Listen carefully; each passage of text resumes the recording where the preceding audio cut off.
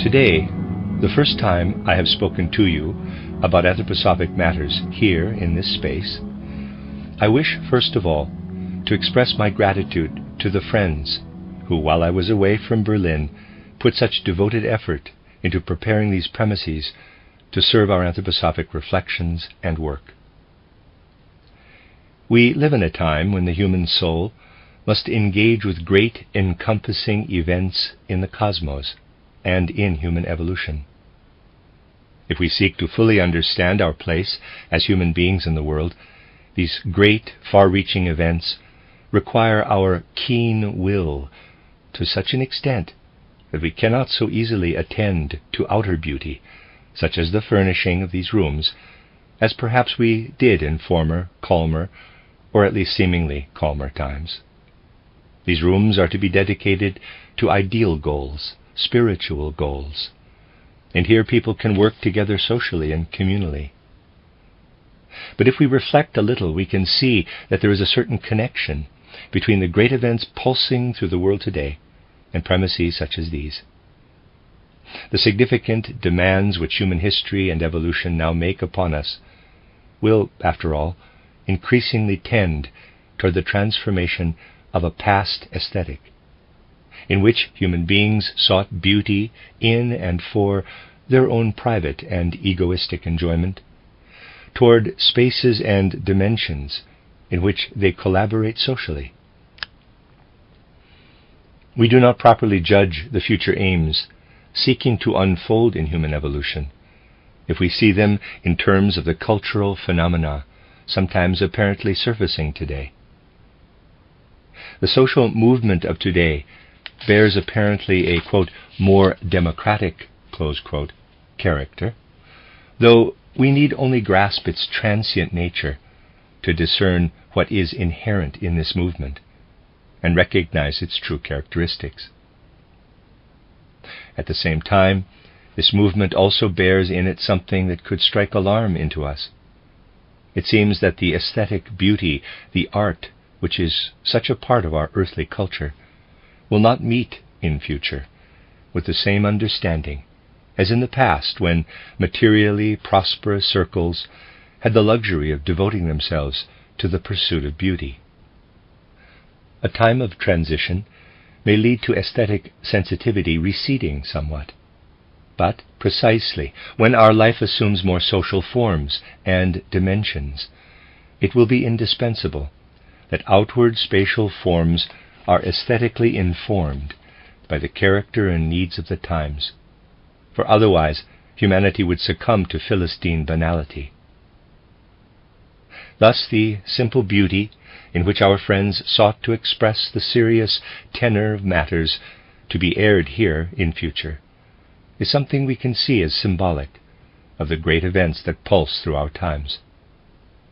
And I believe I speak for all of you when with such feelings I offer my warmest thanks at this grave time for the work our friends have accomplished here. It would also be wrong to believe that developments in preparation today are such that, in quotes, objective events in the world might lead to a diminution of the value of individual personal attributes and all that originates in them. This is not so. It is only during the centuries up to the end of the 19th, the last 3 to 4 centuries, that it has appeared justified in terms of overall human evolution to see the human being as a cog in the universal mechanism. In the near future, it will be a human task to work our way out of this universal mechanism again.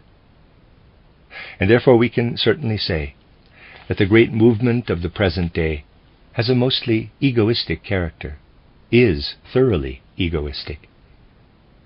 Yes, people strive for socialism, but they do so out of entirely anti-social drives and instincts. We should not overlook this, that today we strive for socialism, basically because people have grown so inwardly anti-social.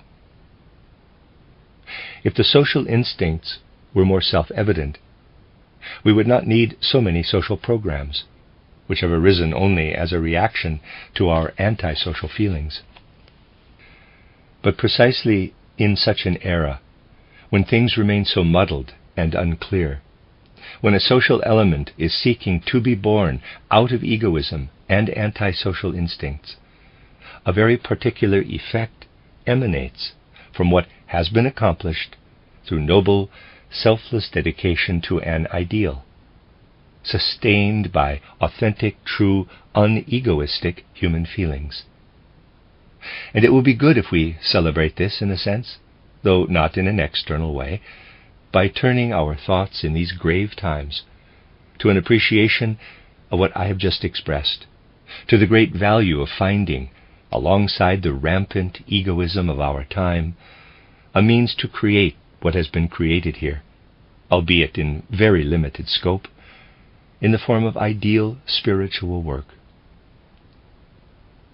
Today, it seems to me that the most festive means of celebrating this is to engage in reflections which address the seriousness of the times, on the one hand, so that the sense of seriousness can invoke feelings in our soul that accompany us in the work to be undertaken here in these rooms, for as long as these times continue to allow this work here, and, on the other, to keep allowing thoughts to work upon us, which, because so intimately connected with humanity's evolution, can be worthy of our inner contemplation whenever we enter these premises to fulfill the tasks that they aim to serve.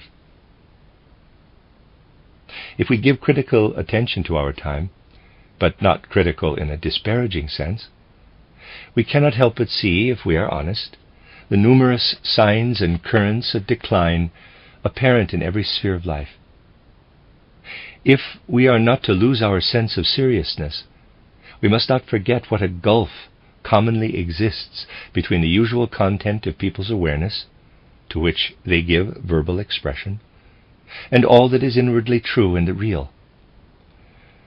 Broad swaths of the population today have lost any sense or feeling that the words we speak are so often far removed from the truth. An elemental outflow of truth from the human soul has, one can say, been replaced by generalized phrases. Empty phrases are best characterized as speech not inwardly connected with the source of truth. And the connection can, after all, only be an inward one. We need only consider the manifestations of general untruth that have surfaced in the world over the past 4 or 5 years, and we will see, beyond doubt, that in departing so generally from authentic reality, people have instead come to express themselves in empty phrases, in formulaic utterances. If nothing were to counteract this, the trend would keep increasing. In modern times, along with such phrase-mongering, great indulgence has developed toward this untruthfulness, a kind of easy tolerance of it and inclination for it. Wherever people speak empty phrases, you find also a great tolerance of it and of the untruth it embodies.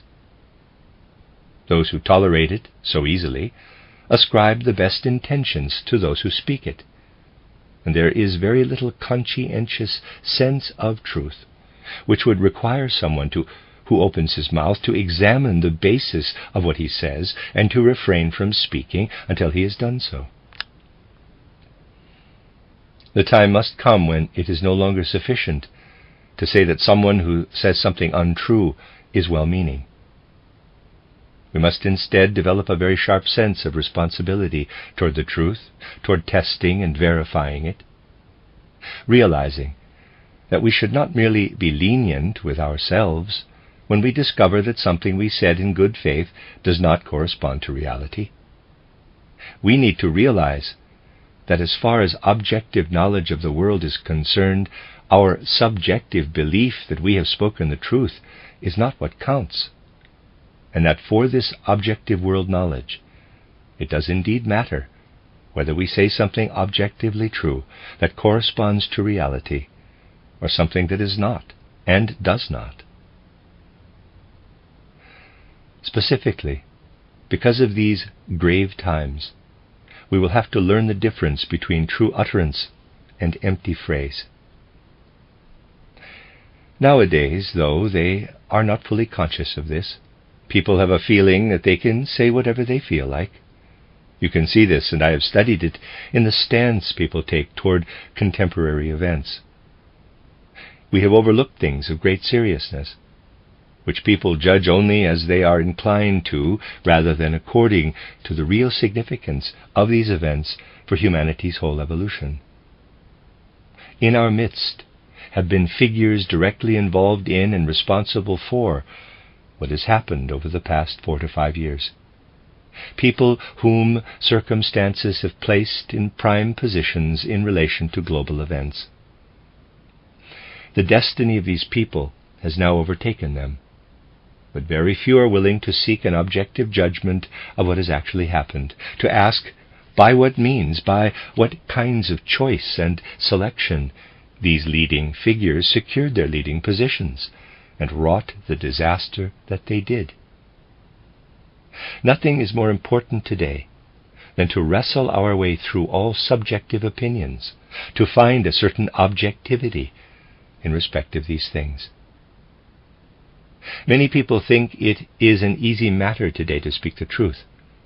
It is not easy, since truth has so many enemies, and because those who do speak it are quickly marginalized. You will often court disfavor if you speak the truth today. In recent months, when it was so often said to me that the ideas I expressed about society were so hard to comprehend, that people could not grasp what I meant, I repeatedly countered this by saying that comprehension of this social impulse required a different mood of soul than that prevailing in Central Europe over the past 4 or 5 years, or culminating then and in fact already present long before. Over these 4 to 5 years, people have understood a great deal, have understood things that I certainly did not understand. Many figures have made all sorts of statements and declamations, beautifully couched and framed, but an honest sense of truth could make nothing of them, though people seemed to comprehend them. They did so because they were ordered to. When orders came from the HQ of war operations, they understood them. But now, we need to understand things that we are not commanded to, that we grasp by our own free inner capacities. Perhaps people have now lost the habit of this and will have to reacquire it. The past 4 or 5 years have truly shown that these capacities are lacking and must be regained.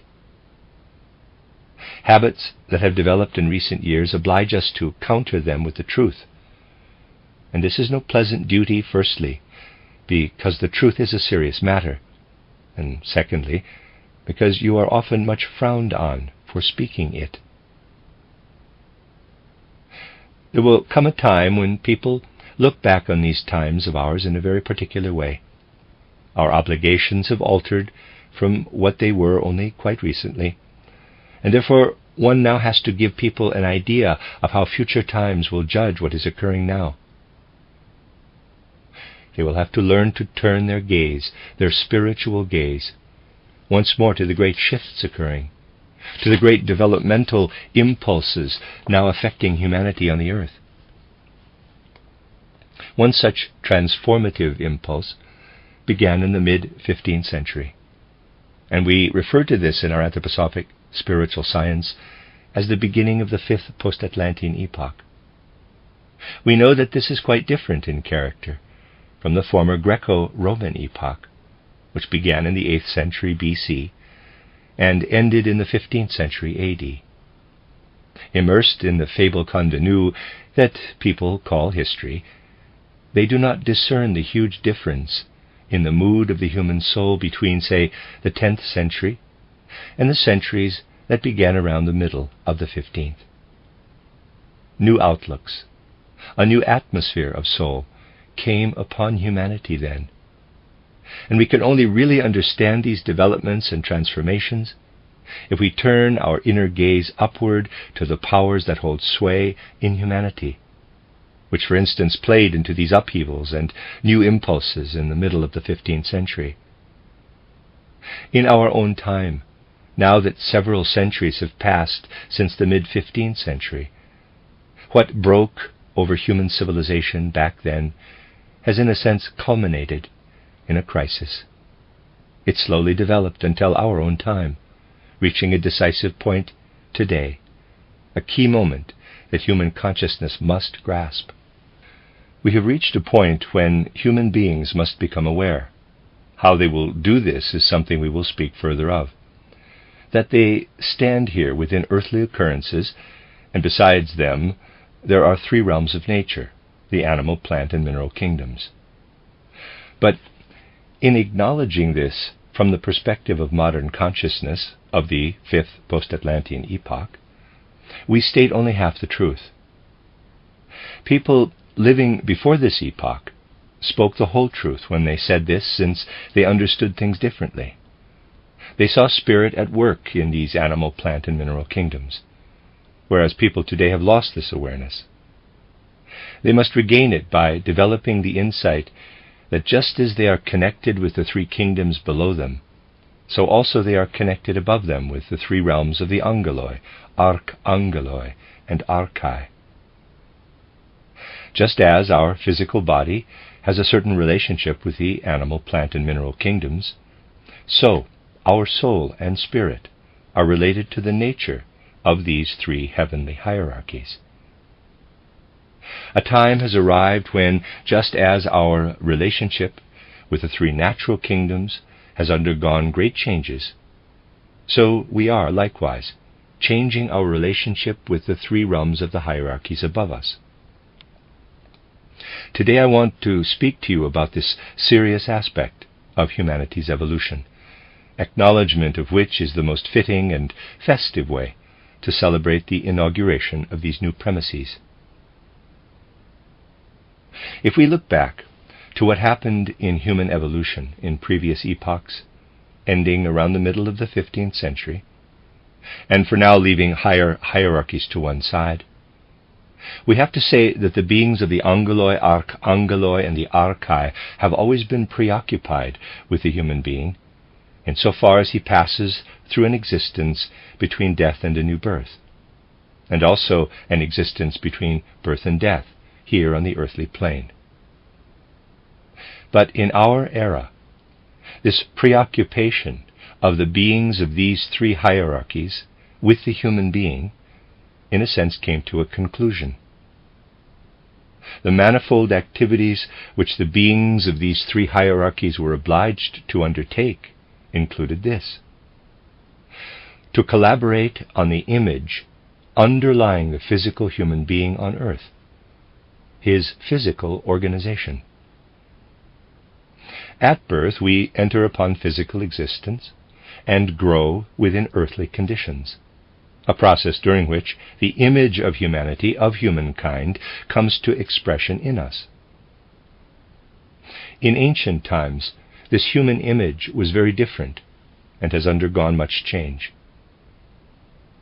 You need only remember what emerges when we look back to ancient Atlantean times, or even just back to Egyptian culture. People were different in their outward form and structure.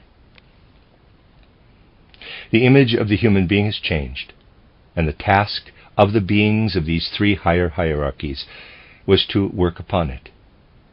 Their tasks included elaborating this image, developing it from what it was in ancient Lemuria, then Atlantis, through to what it became in the various post-Atlantean epochs.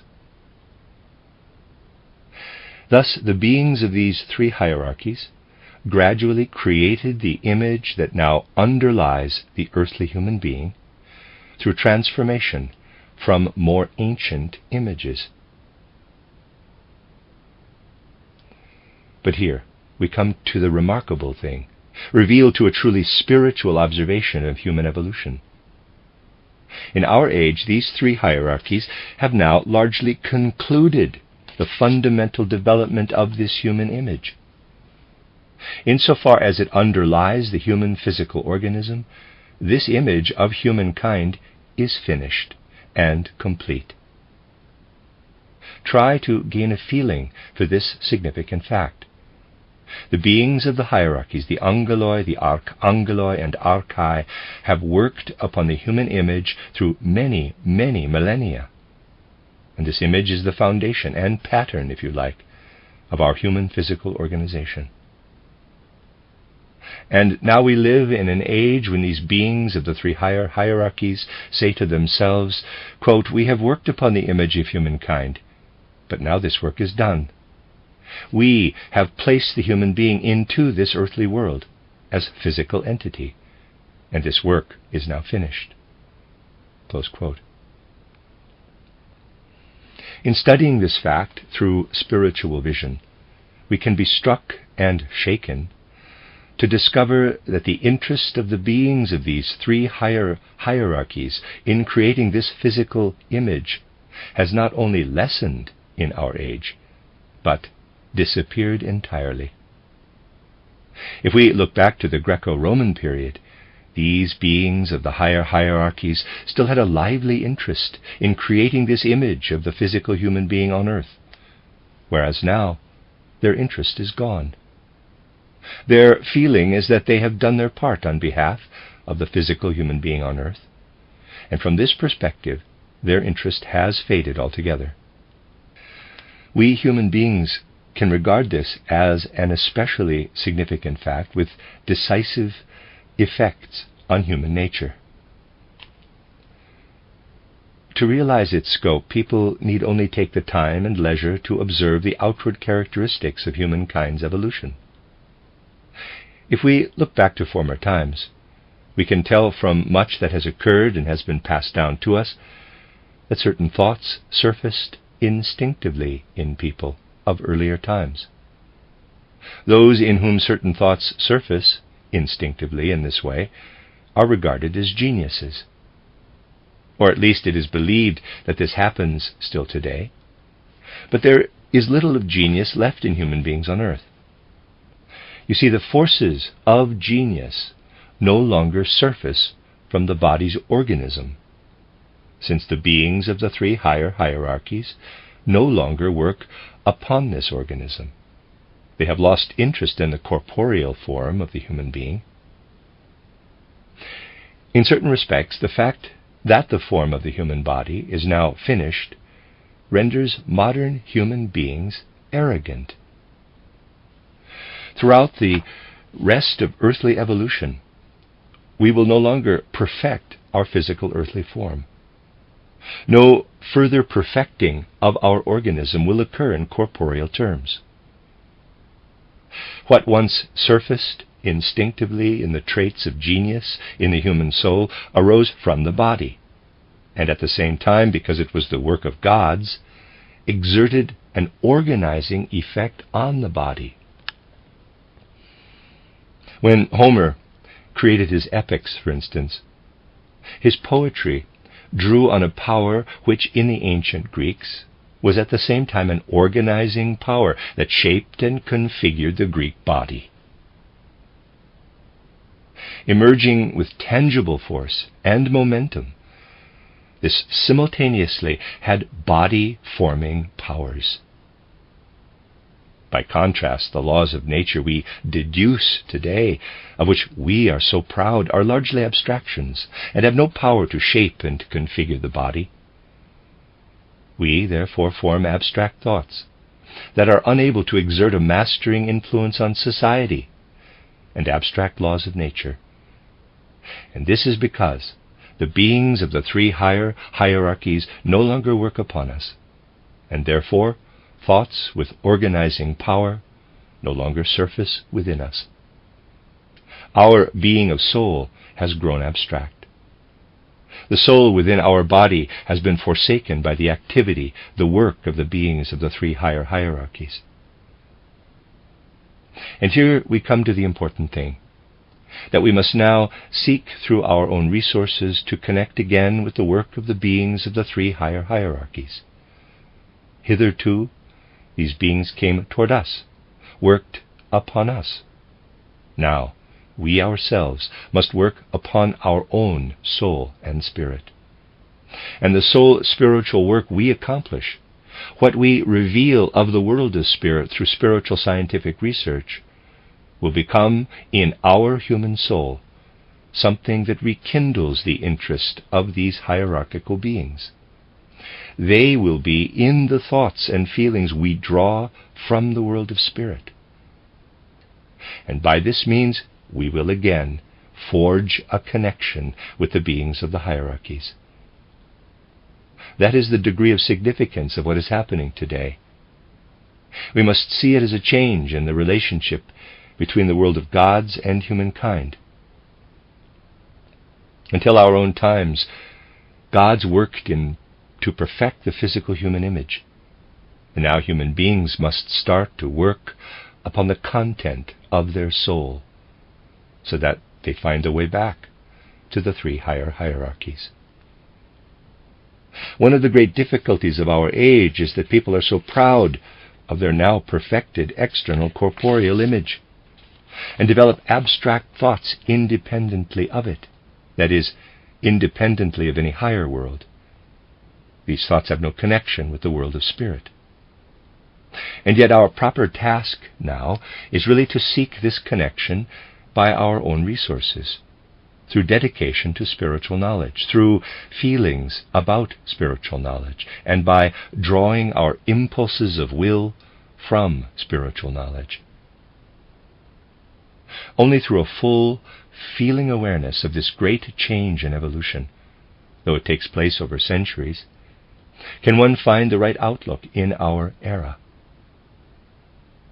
We cannot find our place in this era through merely external reflections, but must find the way to acquire it through inner work upon ourselves. You see, we have entered the age of the consciousness soul, leaving behind us the age of the rational or mind soul which informed the Greco-Roman era. And this consciousness soul must increasingly develop in such a way that the beings of the higher hierarchies no longer work into us, for this would darken our awareness. But instead we must consciously elevate ourselves to them. Our fully aware, bright, clear day consciousness will be composed of this effort of self-elevation to the higher hierarchies. Spiritual science is the beginning of these endeavors. It does not originate in anything arbitrary, but arises from insight into the radical changes at work in our time. But there are various other things, too, that we must consciously develop. Humankind has always had to live according to the laws of karma, the great laws of destiny, but has not always been aware of these. Lessing's title, Education of the Human Race, took the world by surprise when it appeared as if fully formed from modern culture and brought with it an awareness of repeated lives on earth. The time is now beginning when we cannot any longer interact and live with each other as in past eras. We have already seen that we cannot have the same relationship as we once did to the three higher hierarchies. But the same is true of our relationships with other human beings. The life humankind once led continues to influence us today, but we neglect our duties to the modern age if we do not emphasize the need for a new form of relationship between people. So far this did not matter, since human consciousness was not obliged to take itself in hand in the past. And in former times people related to each other without knowing that a soul lives within us, which before its latest birth lived another life on earth. A time will come, and is dawning already, when it would be an inner flaw in us to be ignorant of something living in another person's soul that originates in a former life on earth. Until now it did not matter that people were unaware of this. But now a time begins when it should not be ignored. Let me illustrate this with an example. Among the social impulses we sought to develop was a school founded in a really new human spirit. The Waldorf School affiliated for the time being with the Waldorf Astoria cigarette factory. Last Sunday we celebrated its opening, preceded by a seminar that I gave for teachers. Here the primary emphasis was on founding a pedagogy, an art of education and teaching which takes full account that within the child is developing a soul originating in a former life on earth. Hitherto, teachers, even very progressive ones, saw their task as developing certain emergent skills and capacities from the child's soul, and yet they could only see, more or less, what could be drawn forth from the body of the child. This will not be sufficient in future for fulfilling the teacher's profession. Instead, a teacher will have to have a fine sense of what is emerging in the growing child from former lives on earth. And this will be a radical change in the education of the future, using this insight to draw out of the child what needs to be developed. But before this can happen, social conditions must arise that are founded on our spiritual relationship with other people, an awareness that a resurrected soul, in a sense, is there before you in another human being and originates in a previous incarnation. It is not enough to possess this as theoretical knowledge only, a kind of conceptual worldview, but it must also become practical, so much so that it forms the sound basis for an art of education, an art of teaching.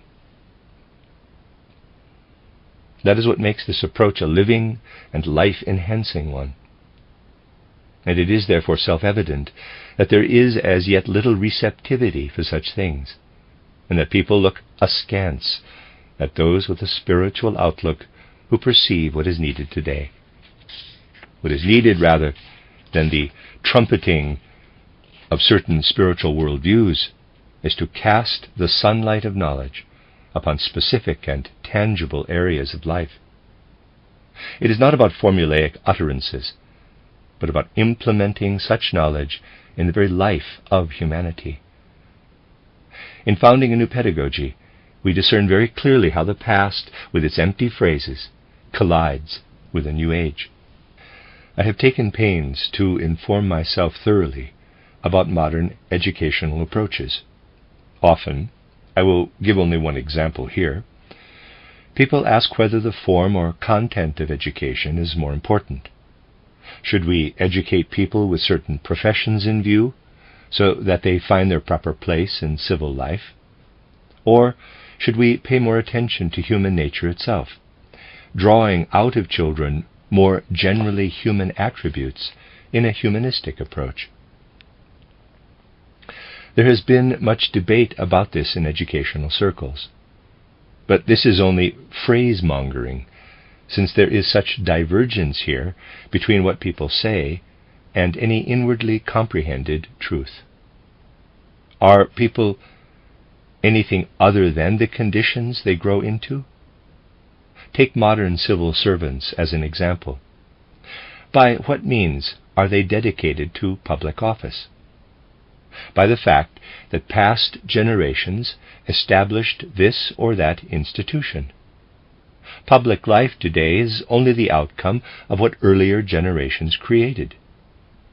Is this why teachers of the past focused on the content of education rather than the manner of delivering it? It is true that they did so, and yet the two approaches are one and the same. And so the debates that rage are about things that amount to the same thing. Something else is important. That in the children born today we find the tendencies and inclinations that will develop and mature in the next generation and the one after that. That, in other words, we are educating for the future. Whether we teach people with an emphasis on content or form, the latter being seen as humanistic, is mere phrase. But that we must educate for the future, must predict and prefigure the tasks of coming generations, is a serious and important matter, and intrinsic to the life of the world. People today say such things are hard to grasp, but they will have to get used to grasping them, since otherwise, increasingly, modern developments will leave them stranded. This is really extremely important. We have to become more aware, in the fullest and most serious sense, both because we must find a connection with the work of the beings of the higher hierarchies, and also because a new kind of relationship is necessary between people themselves in the field of education. In every person who stands before us, every child, we must nurture not just the present soul, but the one who has emerged from former conditions on earth. This is something we must remain continually aware of. It is so important that we find a real, tangible relationship to the spirit. Just knowing something about karma, about recurring lives on earth, about the human constitution, is fine as theoretical knowledge, as a worldview, but this will not get us very far in itself. Only when this theoretical worldview comes alive does it become what humanity needs in the immediate future. To these two truths about our relationship to the higher hierarchies and about karma, we can add a third. From my account in Title Knowledge of the Higher Worlds, you will know that when a person comes to perceive the world of spirit, he inevitably has an experience referred to as the crossing of the threshold.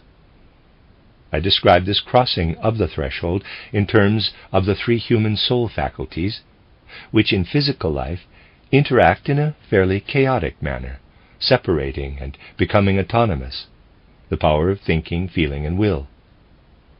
As a person crosses the threshold, these powers become independent of each other. In many respects, the whole course of humanity's evolution resembles the life of an individual human being, although things are transposed. What we undergo consciously when we seek to perceive in the world of spirit, the so-called crossing of the threshold, is something that all humanity has to pass through during this fifth post-Atlantean epoch. There is no choice about this. Humankind is passing through this experience unconsciously. Not the individual, but all humanity, and each individual with humanity. What does this mean? In future, our thinking, feeling, and will that presently interact and work together in us will become sundered. And this is already becoming apparent in various domains. Humanity is in the process of passing unconsciously through a significant doorway that is clearly perceived by the seer. In this transition, over the threshold, the realms of thinking, feeling, and will diverge. But this obliges us to shape external life in a way that allows the human being to undergo this radical inner change in his outward life as well. As thinking in the life of humankind becomes more autonomous, we must establish a foundation on which it can unfold and develop in a sounder way.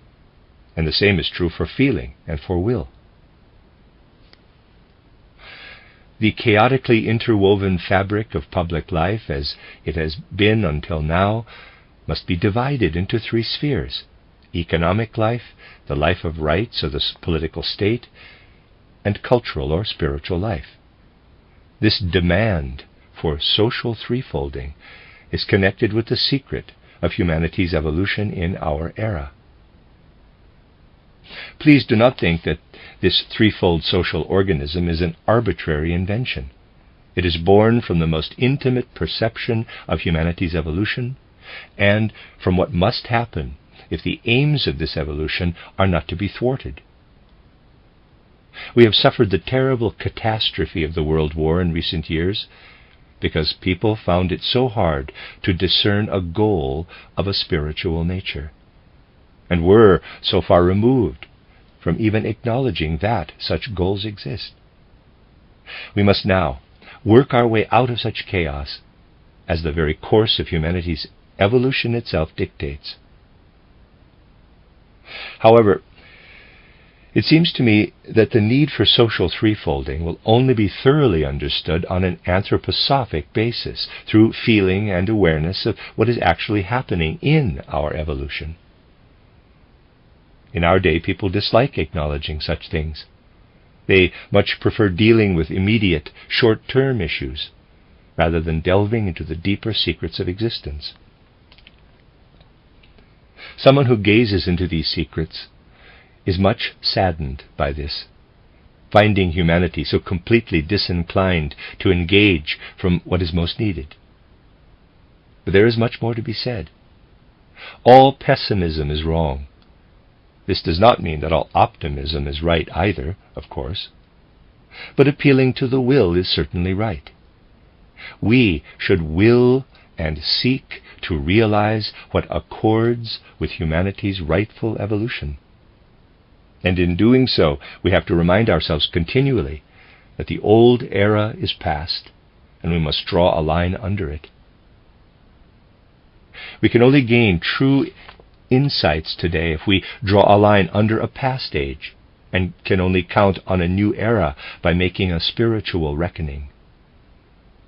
We should not deceive ourselves that we can carry forward into the new era what we have become so comfortable and familiar with in a past one, but instead must begin to turn to effective new ideas in outward life.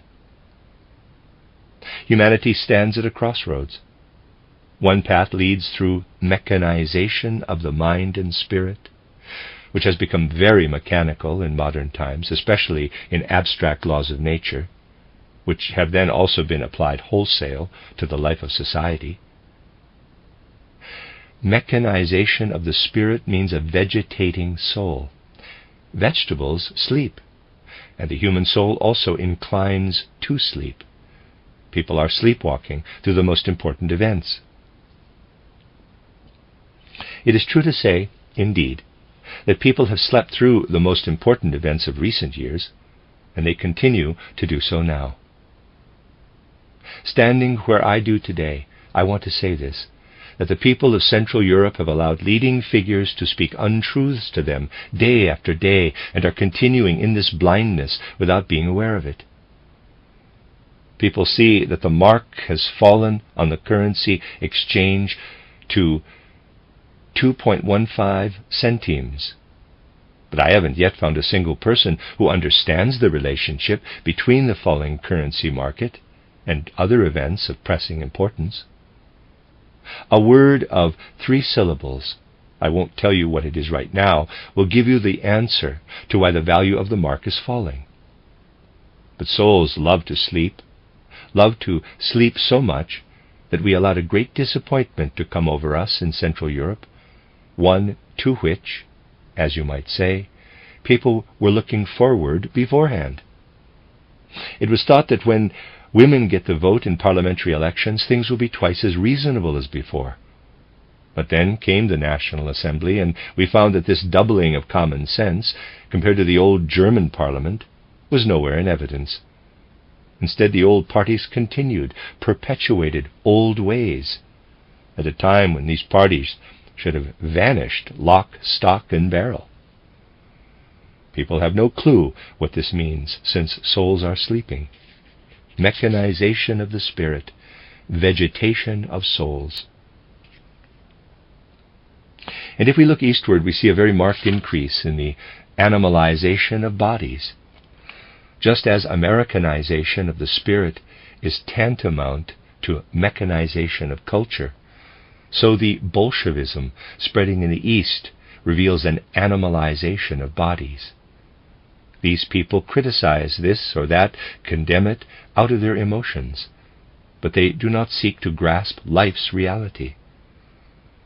And so humanity today faces a choice, either to move toward a mechanization of the mind and spirit, the vegetation of souls, the animalization of bodies, or, on the other hand, to try to find the path toward an awakening of the spirit, to find it in impulses that accord with the age of the consciousness soul and connect the human soul to the work and activity of the higher hierarchies.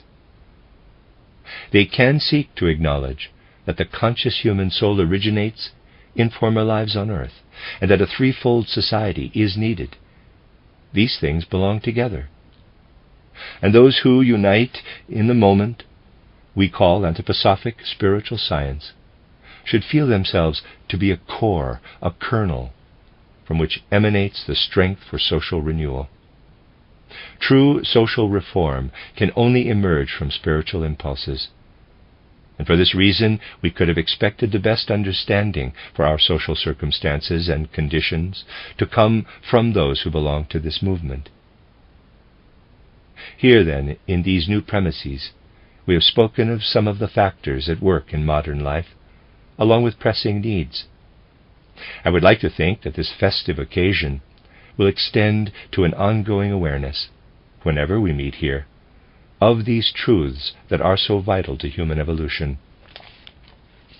The more we inform our anthroposophic work with such awareness, the more of a festive, sacred hue we lend to this work. And these premises will best be inaugurated through feelings we summon from such sources.